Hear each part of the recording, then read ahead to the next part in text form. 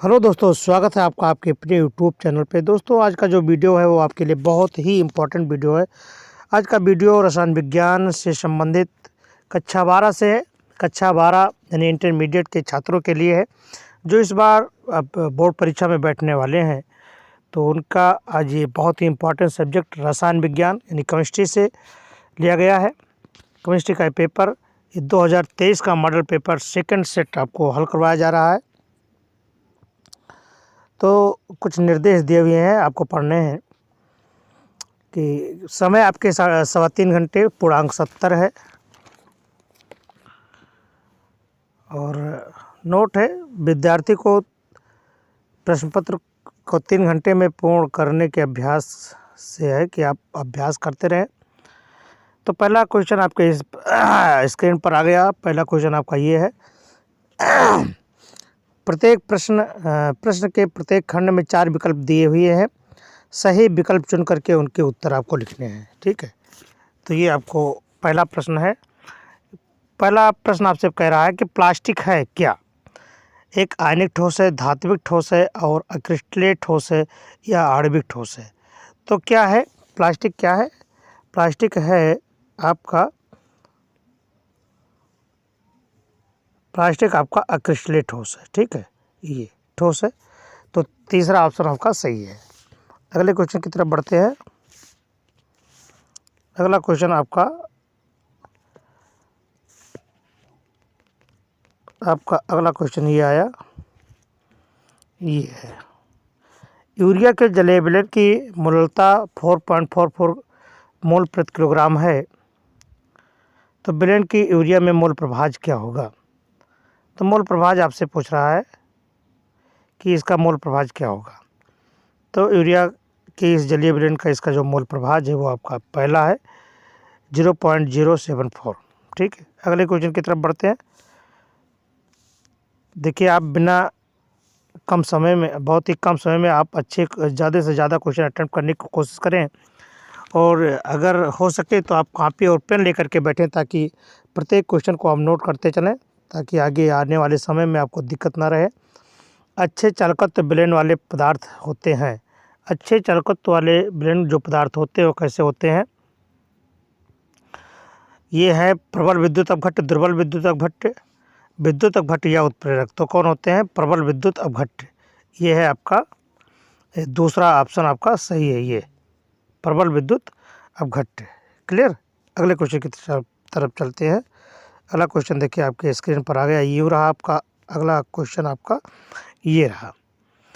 यदि किसी प्रथम कोट की अपक्रिया का 90 मिनट में पूर्ण होता है तो इसके 50% पूर्ण होने में लगने वाला समय क्या होगा? ये आपसे पूछ रहा है। तो ये लगने वाला समय आपका आप कैलकुलेट करेंगे तो आपका समय लगेगा 27 यानी 27 मिनट। क्लियर? चलिए अगले क्वेश्चन की तरफ बढ़ते हैं।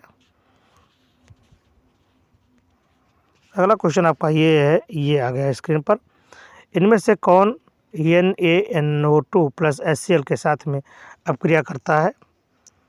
तो ये आपका क्या है? ये आपका जो अपक्रिया करता है वो है मिथिल एमीन, यानी तीसरा ऑप्शन आपका सही है CH3NH2। ये आंसर आपका सही है। अगले क्वेश्चन की तरफ चलते हैं। अगला क्वेश्चन है, कैल्सीफिराल किसका नाम है? यानी कह रहा है कैल्सीफिराल कौन सी विटामिन का नाम है? Vitamin A, vitamin B, vitamin C. तो विटामिन ए का नाम है रेटिनॉल। तो कैल्सीफिराल क्या है? Vitamin D. विटामिन डी है कैल्सीफिराल। क्लियर? तो ये आपका सही आंसर हुआ। अगले क्वेश्चन की तरफ चलते हैं। अगला क्वेश्चन ये आ रहा आपके ये स्क्रीन पर रहा। एक्स किरण विवर्तन अध्ययन द्वारा पता चलता है कि तांबा 3.608 इंटू 10 के पावर -8 कोशिका कोर के साथ साथ FCC एक कोष्ठक के रूप में क्रिस्टलीकृत होते हैं। एक दूसरे प्रयोग में तांबे का घनत्व 8.92 ग्राम प्रति सेंटीमीटर क्यूब ज्ञात किया गया है। तांबे के परमाणुविक द्रव्यमान का मान ज्ञात करिए। ये है आपका क्वेश्चन। तो इसका ये रहा आंसर। FCC जालक के प्रति कोष्ठिका परमाणु की संख्या कितनी है आपकी? 4। m बराबर आप सूत्र लगाएंगे DNA E³/Z। सभी का मान रख देंगे। ये मान आया आपका 63.1 ग्राम प्रति मोल तांबे के परमाणु द्रव्यमान की। ठीक है, तो ये रहा आपका आंसर। चलिए अगले क्वेश्चन की तरफ बढ़ते हैं।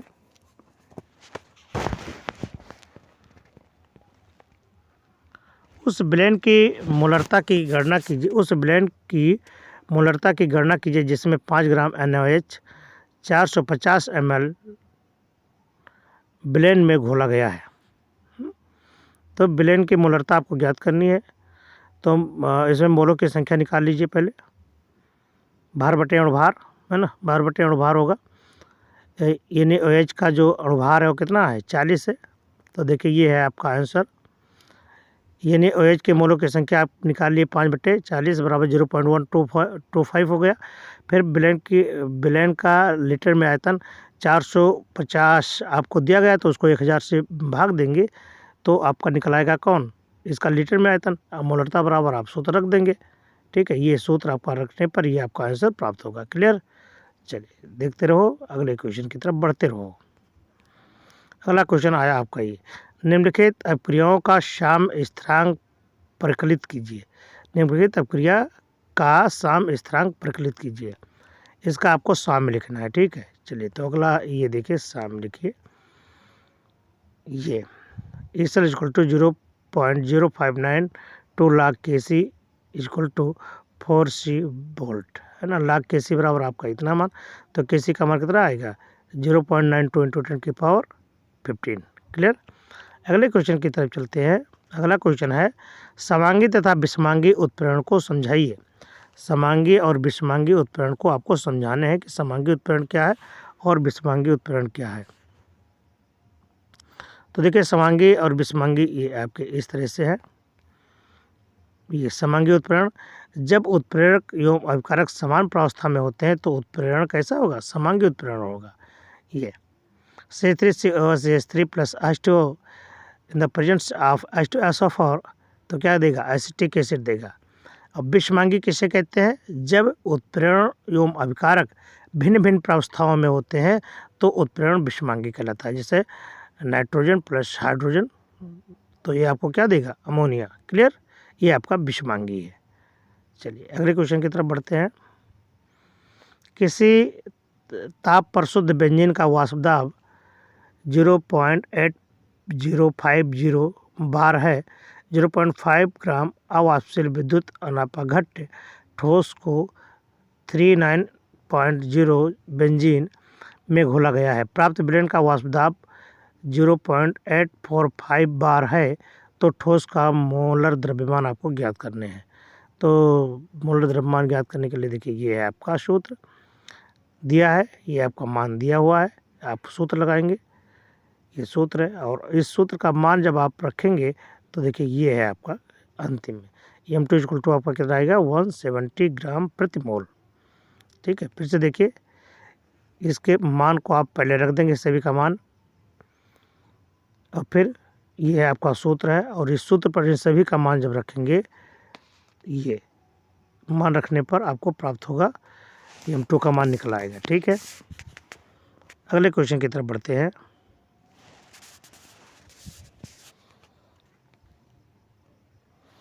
अगला क्वेश्चन है, निम्नलिखित पर संक्षिप्त टिप्पणी लिखिए। सीसा संचायक सेल और मानक इलेक्ट्रोड विभव मानक इलेक्ट्रोड, इन दोनों को आपको संक्षिप्त टिप्पणी लिखना है।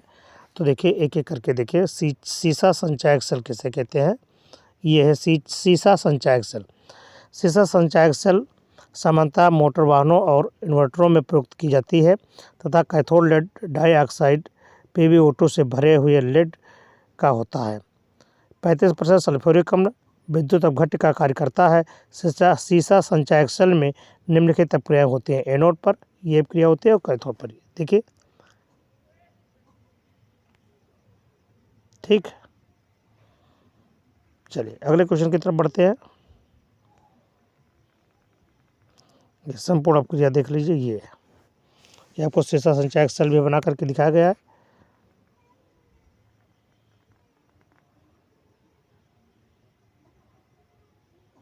ये फिर दूसरा कह रहा है मानक इलेक्ट्रोड विभव क्या है। तो मानक इलेक्ट्रोड विभव ये है आपका मानक इलेक्ट्रोड विभव। किसी धातु के क्षण को 25 डिग्री सेल्सियस ताप पर 1 मोलर धातु आयन सांद्रता के विलयन में डुबोने पर विलयन और धातु के मध्य उत्पन्न विभवांतर धातु का मानक इलेक्ट्रोड विभव कहलाता है। क्लियर? चलिए, याद हो गया ना? चलिए याद करते रहो और लिखते रहो। अगले क्वेश्चन की तरफ बढ़ो। अधिशोषण और अवशोषण में अंतर स्पष्ट करना है आपको और एक उदाहरण भी देना है। अधिशोषण किसे कहते हैं और अवशोषण किसे कहते हैं, और इनके दोनों के एक एक उदाहरण देना है आपको। तो देखिए, ये आपके है अधिशोषण और अवशोषण में अंतर। ये अधिशोषण और अवशोषण में अंतर देखिए क्या है कि अधिशोषण में क्या होता है कि इसमें पदार्थ केवल पृष्ठ पर सांद्रित होता है एवं अधिशोषक की सतह से स्थूल में प्रवेश नहीं करता, अर्थात यह एक पृष्ठीय घटना है। और अवशोषण में पदार्थ संपूर्ण स्थूल में समान रूप से फैल जाता है, बिखर जाता है, अर्थात यह एक अंतरंग घटना है। दूसरा बताया गया कि प्रारंभ में इस अभिक्रिया की गति तीव्र होती है और इसमें अभिक्रिया की दर समान होती है, और उदाहरण के तौर पर जलवाष्प का सिरका जैल द्वारा अधिशोषण और अमोनिया जल के द्वारा अवशोषित। ठीक है, तो ये रहा आपका अधिशोषण और अवशोषण में अंतर है। क्लियर? अगला क्वेश्चन आ गया आपके स्क्रीन पर, ये रहा क्लोरीन के ऑक्सी अम्लों की संरचना देने हैं। क्लोरीन के ऑक्सी अम्लों की संरचना देनी है, ये आपको बताने हैं। तो देखिए इसके क्लोरीन के ऑक्सी अम्लों की संरचना, ये देखिए ऑक्सी अम्लों की संरचना ये हाइपोक्लोरस, क्लोरस अम्ल, क्लोरिक अम्ल और परक्लोरिक अम्ल। ये पहला है हाइपोक्लोरस, दूसरा है क्लोरस अम्ल, तीसरा है क्लोरिक अम्ल और चौथा है परक्लोरिक अम्ल। ठीक है, तो इसकी 4 संरचनाएं ज्ञात हैं, चारों आपको दिखाए गए हैं। ठीक है, ये हाइपोक्लोरस, क्लोरस, क्लोरिक अम्ल और परक्लोरिक। चलिए अगले क्वेश्चन की तरफ बढ़ते हैं। परिवर्ती ऑक्सीकरण अवस्था से क्या तात्पर्य है, इसे संक्रमण के संदर्भ में समझाइए। क्वेश्चन कह रहा है कि परिवर्ती ऑक्सीकरण अवस्था से क्या तात्पर्य है, आप इसको बताइए। तो देखिए, ये रहा आपका आंसर। परिवर्ती ऑक्सीकरण अवस्था का मतलब है या आशय है कि तत्वों द्वारा यौगिक में से एक से अधिक ऑक्सीकरण अवस्था प्रदर्शित होती है। ये कंफर्म नहीं होती है, क्लियर नहीं होते, एक से अधिक ऑक्सीकरण होती है यानी परिवर्ती होती है। संक्रमण तत्व की प्रत्येक श्रेणी के प्रथम और अंतिम सदस्य को छोड़कर से सभी तत्व परिवर्ती ऑक्सीकरण अवस्था प्रदर्शित करते हैं। ठीक है, संक्रमण तत्वों N-1D तथा NS दोनों कक्षकों की ऊर्जा में अंतर कम होता है, इसलिए N-1D तथा NS दोनों के इलेक्ट्रॉन रासायनिक बंध बनाने में भाग ले सकते हैं, इसलिए ये परिवर्ती ऑक्सीकरण अवस्था प्रदर्शित करते हैं। जैसे Fe2+ और Fe3+। आयरन 2 प्रवृत्ति संयुक्त ऑक्सीकरण अवस्था दे सकता है, +2 और +3। क्लियर? +2 और +3 2 ऑक्सीकरण अवस्था को प्रदर्शित करता है। क्लियर? चलिए अगले क्वेश्चन की तरफ बढ़ते हैं।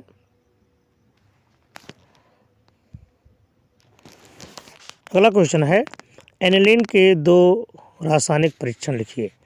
एनिलीन के 2 रासायनिक परीक्षण लिखिए। आपको 3 नंबर मिलेगा इसमें। देखिए, ये जो आपके क्वेश्चन है ये 3-3 नंबर के हैं। इसमें इससे पहले वाले क्वेश्चन भी ये आपके 3 नंबर के हैं। तो 4 नंबर पर जो है आपका चरखा और खा, ये सब 3-3 नंबर के क्वेश्चन आपको दिए जाएंगे। तो एनिलीन के 2 रासायनिक परीक्षण लिखिए। तो रासायनिक परीक्षण 2 देखिए एनिलीन के। आइसोसाइनाइड परीक्षण, पहला एनिलीन को KOH तथा CHCl3 यानी क्लोरोफॉर्म के साथ में गर्म करने पर फेनिल आइसोसाइनाइड की तीव्र गंधयुक्त पदार्थ बनता है। ये है आपका। ठीक है, ये है आपका रिएक्शन। ठीक है,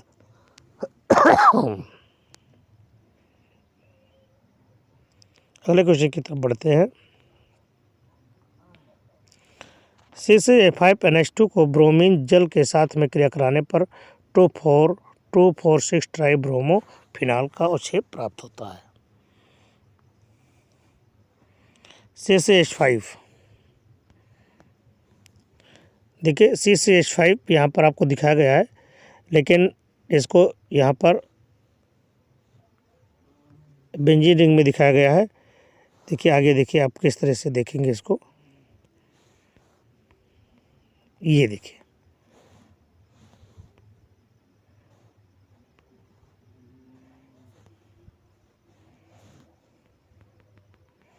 ये जब आप इसे क्रिया करते हैं तो देखिए 2,4,3 ब्रोमोफिनॉल प्राप्त होता है।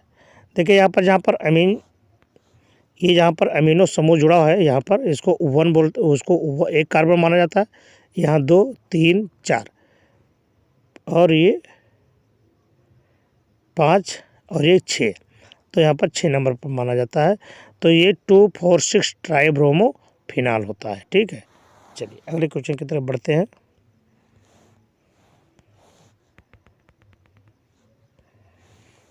संघनन बहुलीकरण को उदाहरण से समझाइए।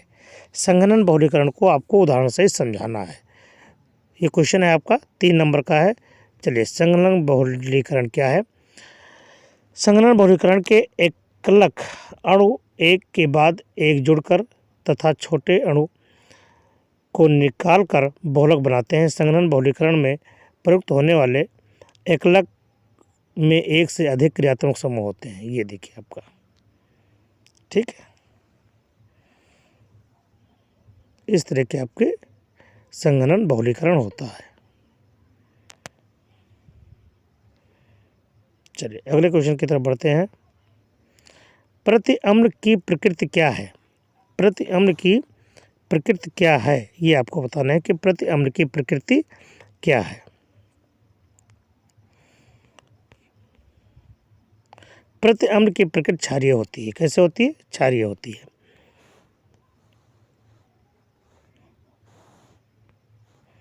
प्रति अम्ल की प्रकृति कैसे होती है? प्रति अम्ल की प्रकृति आपकी क्षारीय होती है। प्रति अम्ल आमाशय में उत्पन्न अधिक अम्ल के प्रभाव को समाप्त करती है और पीड़ा से बचाती है। आमाशय में अम्ल अत्यधिक उत्पादन, उत्तेजना एवं पीड़ा देता है। ये हिस्टामिन और रेनिटिडीन और हिस्टामिन ये 2 प्रति अम्ल उत्पादित करते हैं। देखिए, ठीक है।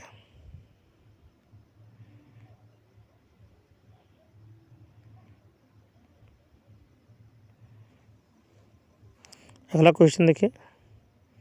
प्रथम कोड की क्रिया के लिए निम्नलिखित व्यंजक की व्युत्पत्ति कीजिए। ये आपको 4 नंबर का क्वेश्चन आ गया। 5 का 4 नंबर का है। 5 का खंड इस 4 नंबर का है। प्रथम कोड की क्रिया के लिए व्यंजक आपको स्थापित करना है। तो देखिए, प्रथम कोड की क्रिया का व्यंजक है माना कोई क्रिया की दर, ये गिव्स आउट उत्पाद है, तो इसका मान देखिए। तो क्रिया की दर क्या होगी? dx/dt, ये माइनस एक्स, ये, ठीक है। आप इसको इस समाकलन की विधि से इसको लगाएंगे और ये आपको आंसर प्राप्त होगा। के बराबर ये 2130/t log ये बाई ये माइनस एक्स, ठीक है।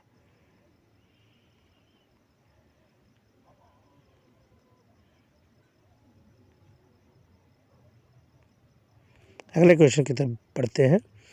जिंक ब्लेंड से जिंक के निष्कर्षण में भर्जन और अपचयन क्रिया की रासायनिक समीकरण दीजिए। जिंक ब्लेंड से जिंक के निष्कर्षण में भर्जन और अपचयन की क्रियाविधि के रासायनिक समीकरण आपको ये इस तरह से। सांद्रता अयस्क जिंक ब्लेंड ये ZnS को परावर्तनीय भट्ठी में 930 डिग्री सेल्सियस पर वायु की नियंत्रित मात्रा में गर्म करने पर ZnS और ZnO परिवर्तित हो जाते हैं। ये देखिए आपके रासायनिक समीकरण, ठीक है।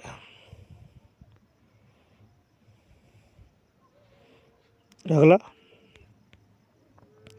जिंक ऑक्साइड का जेड में अपचयन हो जाता है। भजन अयस्क को के साथ में मिलाकर छोटी छोटी गोलियां बनाई जाती हैं।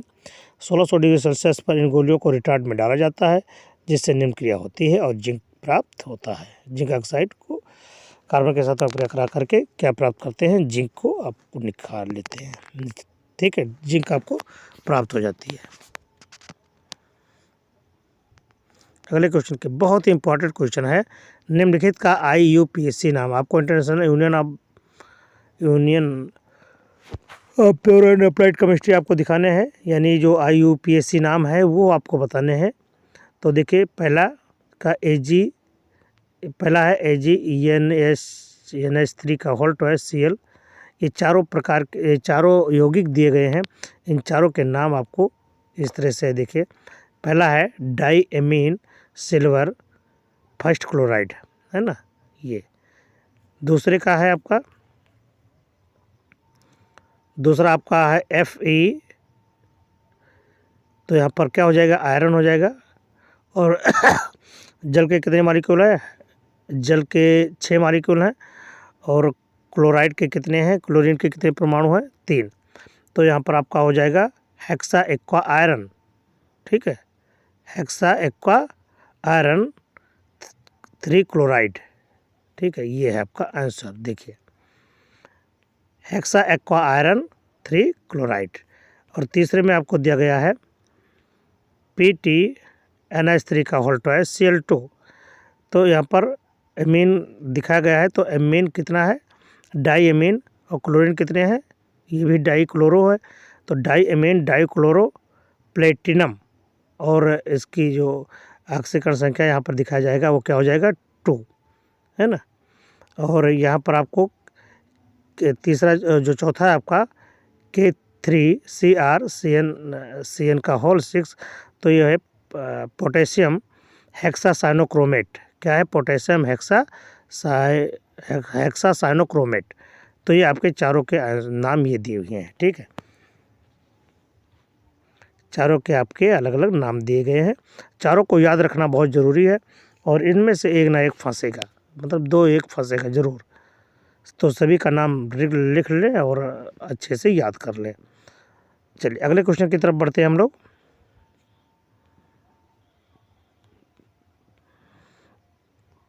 रासायनिक समीकरण देते हुए स्पष्ट कीजिए कि क्लोरोबेंजीन से निम्नलिखित यौगिक कैसे बनाए जाते हैं। रासायनिक समीकरण देते हुए बताइए कि क्लोरोबेंजीन से, यानी क्लोरोबेंजीन से DDT कैसे प्राप्त होगा, टॉलुइन कैसे प्राप्त होगा, बेंजीन कैसे प्राप्त होगा, और फिनॉल कैसे प्राप्त होगा। ठीक है, तो चारों क्वेश्चन एक में ही समावेशित करके पूछ लिए गए हैं, और प्रत्येक पर एक एक नंबर आपको दिए जाएंगे, यानी 4 नंबर के क्वेश्चन होंगे। तो क्लोरोबेंजीन से देखिए पहला DDT कैसे प्राप्त होता है, ये है आपका क्लोरोबेंजीन। और क्लोरोबेंजीन से DDT देखिए ये आपका प्राप्त होता है। ठीक है, ये क्लोरोबेंजीन है। क्लोरोबेंजीन से देखिए आप अपक्रिया कराते हैं सल्फ्यूरिक अम्ल से, तो आपका प्राप्त होता है DDT का फुल फॉर्म कभी कभी पूछ लेता है। तो DDT का फुल फॉर्म क्या होता है, dichloro diphenyl trichloro ethane. DDT। तो D से होता है डाईक्लोरो, फिर D से है डाईफेनिल, फिर T से है ट्राइक्लोरो एथेन। ये आपका कौन सा, मतलब ये फुल फॉर्म है आपके DDT का, और ये आपका सूत्र, ये DDT का ये सूत्र है। ठीक है, ये आपका DDT का सूत्र है। स्ट्रक्चर अगर आपको बनाने को आएगा तो आप इस तरह से बनाएंगे। तो ये हुआ क्लोरोबेंजीन से DDT प्राप्त करना। अगला देखें,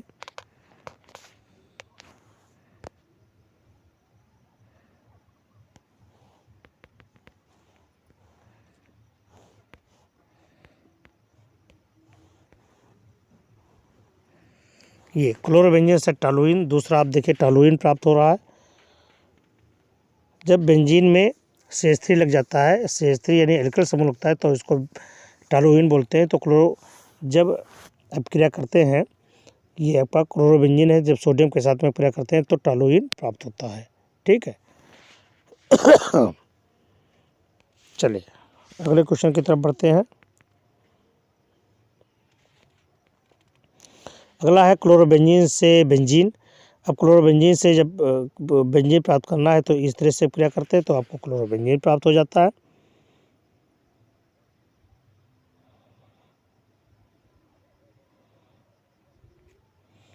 ये, और क्लोरोबेंजीन से फिनॉल कैसे प्राप्त होगा, ये आपको क्लोरोबेंजीन से फिनॉल आपको प्राप्त करके दिखाया गया है। ठीक है।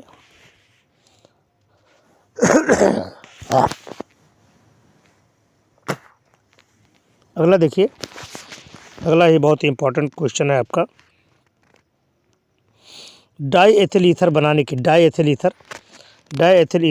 की प्रयोगशाला विधि का वर्णन कीजिए तथा जल से अपक्रिया एवं हाइड्रोजन आयोडाइड से अपक्रिया भी दिखाइए।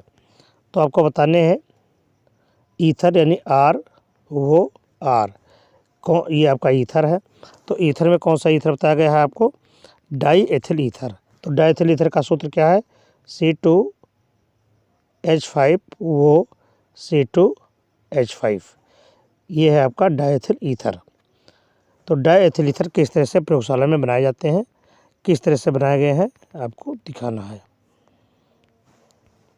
तो देखिए ये है डाई एथिल ईथर।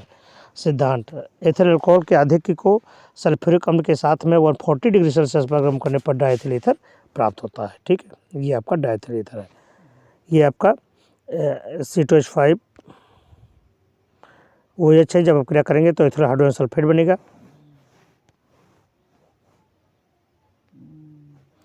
ये एथिल हाइड्रोजन सल्फेट बनता है।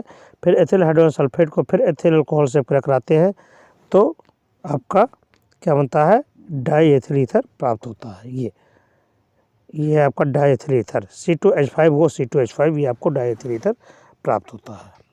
अब विधि देखिए कैसे है,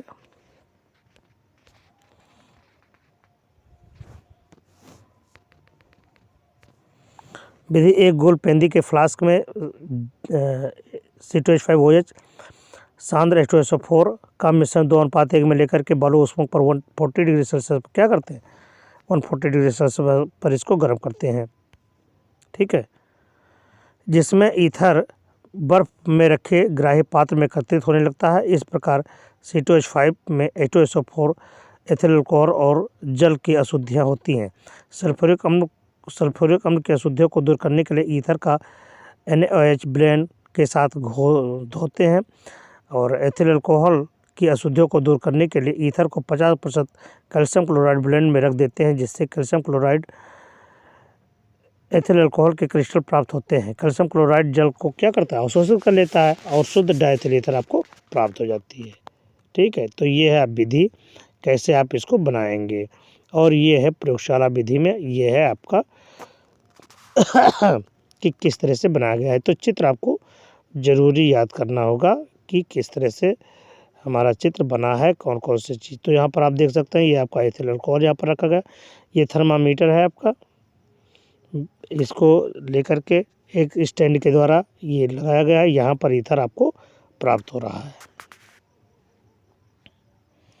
अब क्रिया आपको दिखाई गई है, ईथर जल से अपक्रिया करता है, जब ईथर जल से अपक्रिया करता है तो एथिल अल्कोहल बनता है।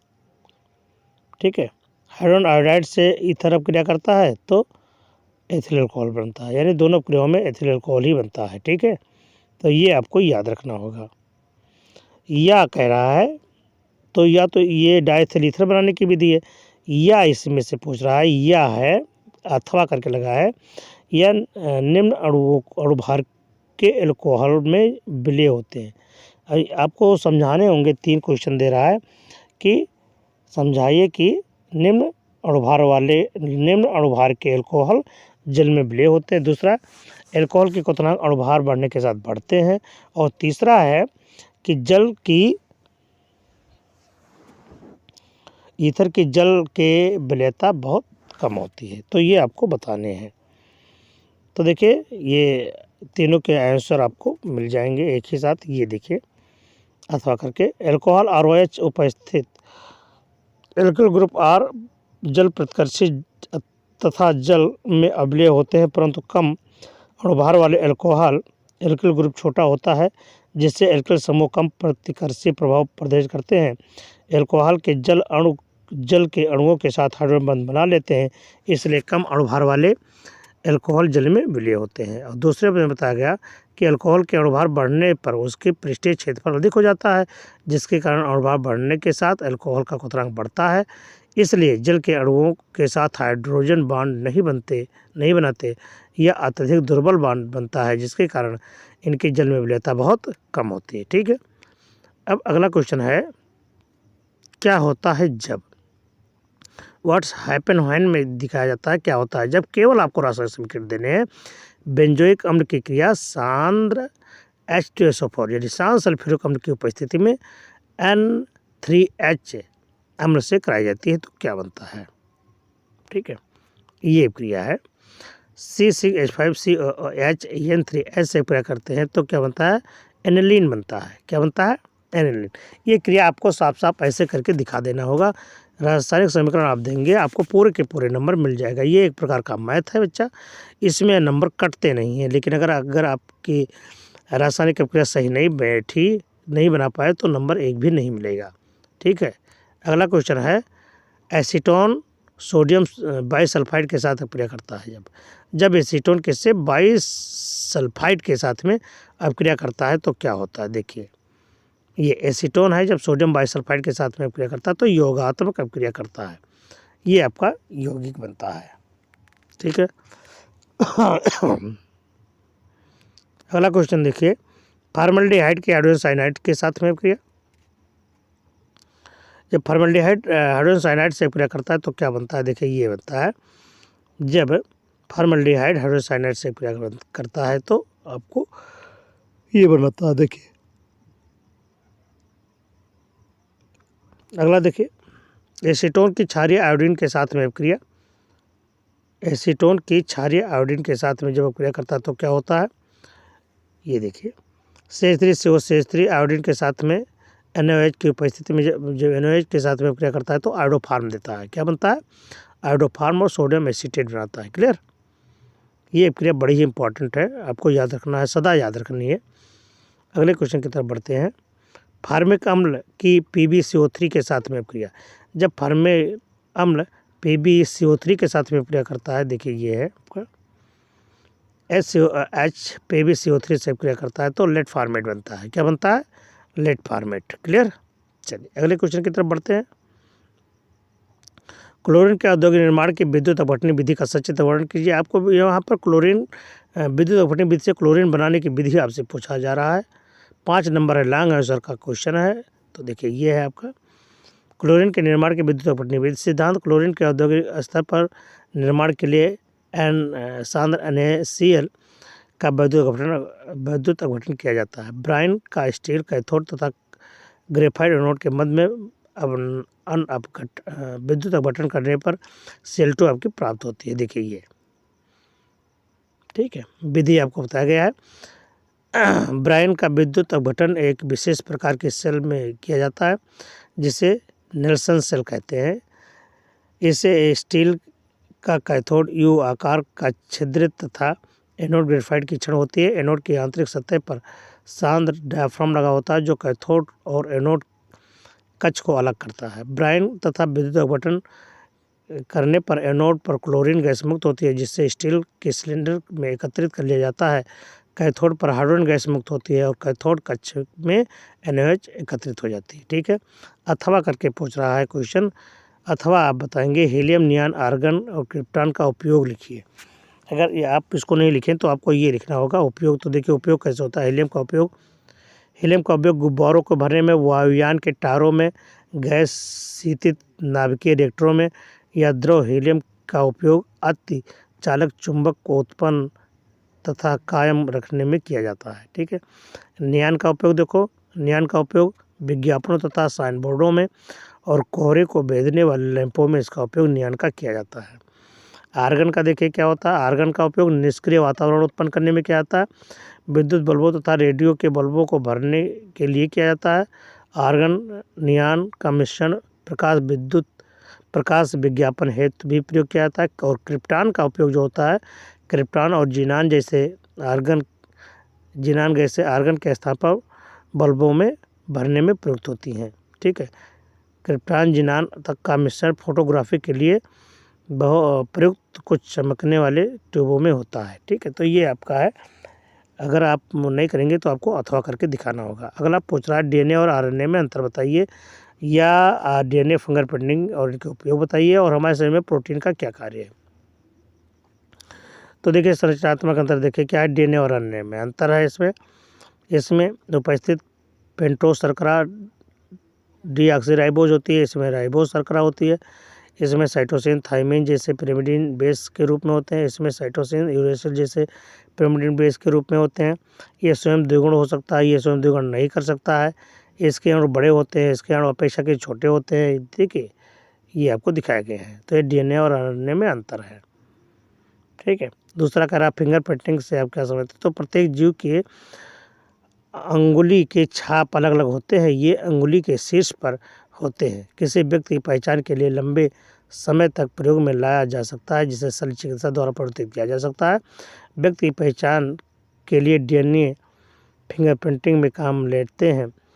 प्रत्येक व्यक्ति में डीएनए के क्षरकों की अनुक्रम अद्वितीय होती है, इसे किसी भी प्रकार से परिवर्तित नहीं किया जा सकता। अनुप्रयोग विज्ञान, इसका उपयोग देखिए विधि विज्ञान प्रयोगशाला में अपराधी की पहचान करने में, व्यक्ति की पैतृकता को निर्धारित करने में, और जैव विकास के पुनः लेखन में किसी प्रजाति समूह की पहचान करने में इसका उपयोग किया जाता है। अब प्रोटीन के कार्य देखिए, प्रोटीन हमारे शरीर के लिए आवश्यक है, जो कि ये जल घटित होकर के अमीनो अम्ल उत्पन्न करते हैं। ये अमीनो अम्ल हमारे शरीर के अंगों में पहुंच करके नए ऊतकों का निर्माण करते हैं और ऊतकों की मरम्मत भी करते हैं, ठीक है। और अगला क्वेश्चन है अथवा करके है हार्मोन के वर्गीकरण। हार्मोन के वर्गीकरण को अब बताइए। तो हार्मोन क्या है? यह शरीर की कोशिकाओं द्वारा उत्पन्न रासायनिक पदार्थ है, जिसके द्वारा महत्वपूर्ण जैविक कार्य होते हैं। ये अणु जिन कोशिकाओं में उत्पन्न होते हैं वहाँ लक्ष्य कोशिकाओं तक रक्त धारा द्वारा पहुँचते हैं। देखिए हार्मोन का वर्गीकरण ये 3 प्रकार के होते हैं। 3 प्रकार के आपके हार्मोन हैं। स्टेरॉयड हार्मोन्स, स्टेरॉयड हार्मोन्स में आपका टेस्टोस्टेरॉन्स, एस्ट्रोजन, प्रोजेस्टेरॉन्स और कॉर्टिसोन्स होते हैं।